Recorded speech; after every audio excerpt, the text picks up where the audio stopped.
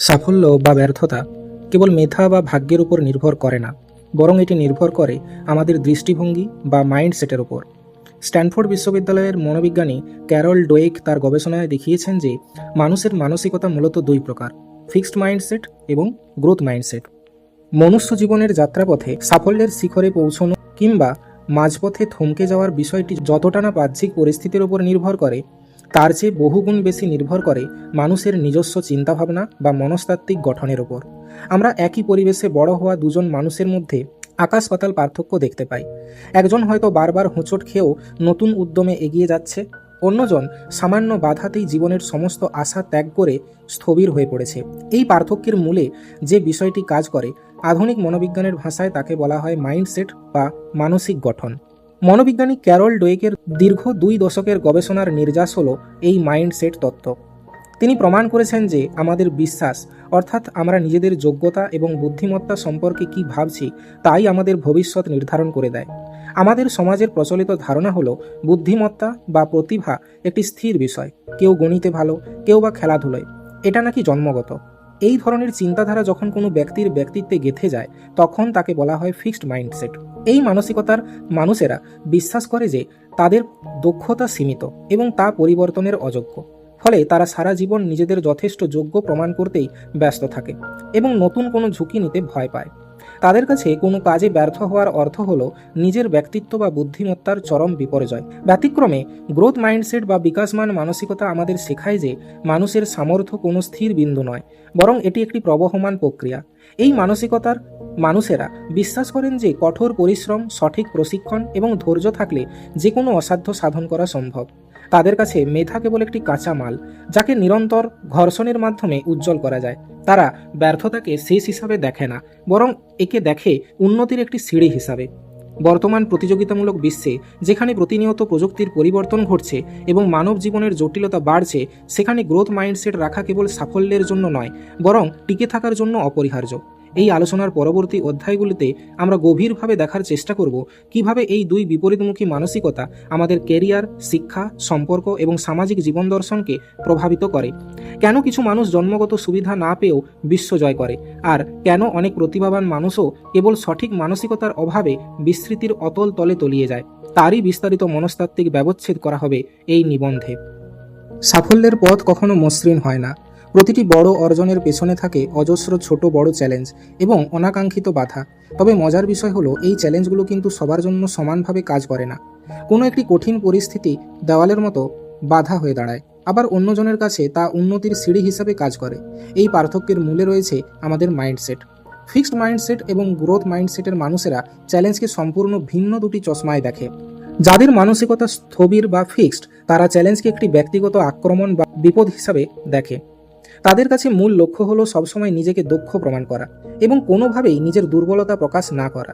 যখনই তাদের সামনে এমন কোনো কাজ আসে যা বেশ কঠিন বা যেখানে ব্যর্থ হওয়ার সম্ভাবনা আছে, তারা অবচেতনভাবেই তা এড়িয়ে চলতে ভালোবাসে।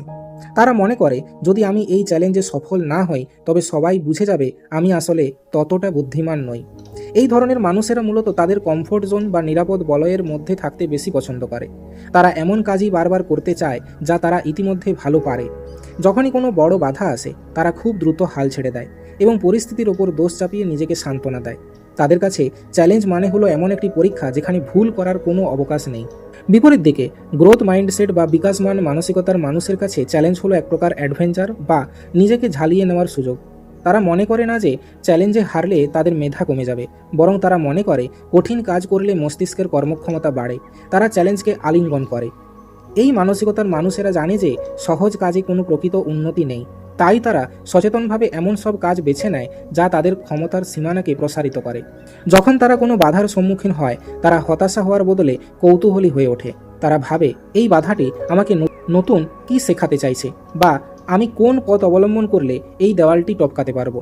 বাধা তাদের কাছে একটা প্রবলেম সলভিং গেমের মতো, যা সমাধান করলে তারা আরও শক্তিশালী হয়ে ওঠে। ধরা যাক, একটি অফিসের প্রজেক্টে হঠাৎ করে নতুন একটি টেকনিক্যাল সমস্যা দেখা দিল। ফিক্সড মাইন্ডসেটের কর্মী হয়তো অভিযোগ করবে যে কেন এই সমস্যাটা আসলো, বা সে কাজটি থেকে দূরে সরে থাকার চেষ্টা করবে, পাছে তার অক্ষমতা প্রকাশ পায় এই ভেবে।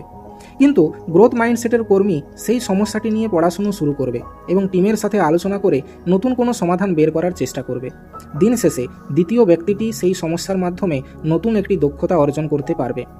সংক্ষেপে বলতে গেলে ফিক্সড মাইন্ডসেট আমাদের শেখায় চ্যালেঞ্জ থেকে পালিয়ে বাঁচতে, যা আমাদের অগ্রগতিকে থামিয়ে দেয়। আর গ্রোথ মাইন্ডসেট আমাদের শেখায় বাধার মুখোমুখি দাঁড়িয়ে লড়াই করতে, যা আমাদের মেধা এবং ব্যক্তিত্বকে শানিত করে। অন্যের সাফল্য অনেক সময় আমাদের হীনমন্যতায় ভোগায়। ফিক্সড মাইন্ডসেটের মানুষেরা অন্যের সাফল্য দেখলে নিজে ভেতরে ভেতরে হীনমন্যতায় ভোগে।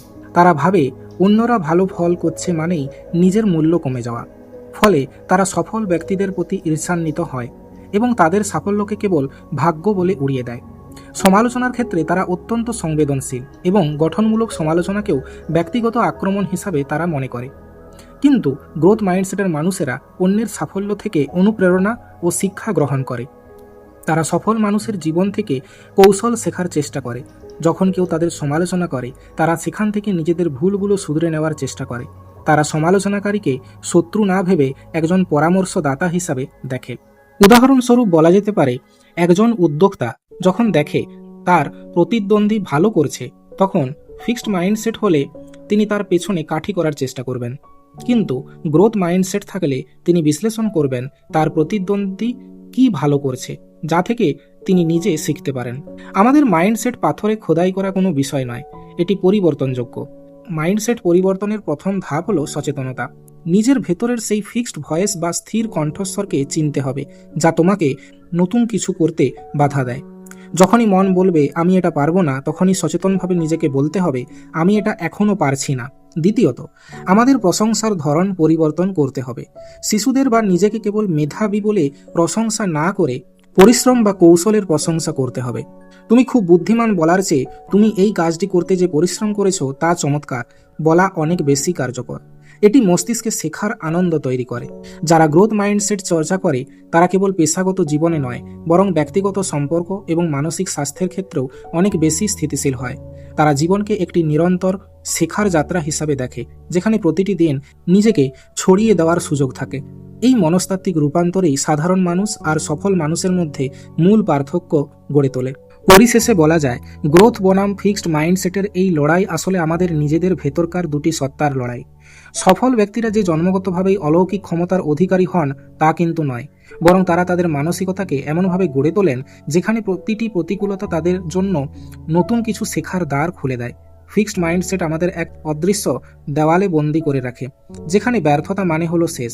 কিন্তু গ্রোথ মাইন্ডসেট আমাদের শেখায় যে যতক্ষণ শ্বাস আছে ততক্ষণ নিজেকে উন্নত করার সুযোগ আছে। আমাদের মনে রাখতে হবে, মস্তিষ্ক কোনো অনড় পাথর নয়, বরং এটি একটি উর্বর ভূমির মতো, যাকে পরিচর্যার মাধ্যমে যে কোনো উচ্চতায় নিয়ে যাওয়া সম্ভব। আজ আমরা যেখানে দাঁড়িয়ে আছি তা আমাদের শেষ গন্তব্য নয়। সঠিক প্রচেষ্টা, ধৈর্য এবং শেখার মানসিকতা থাকলে আমরা যে কোনো সীমাবদ্ধতা কাটিয়ে উঠতে পারি। নিজের ওপর এই বিশ্বাসটুকু রাখাই হলো সাফল্যের প্রথম এবং প্রধান মনস্তাত্ত্বিক পদক্ষেপ।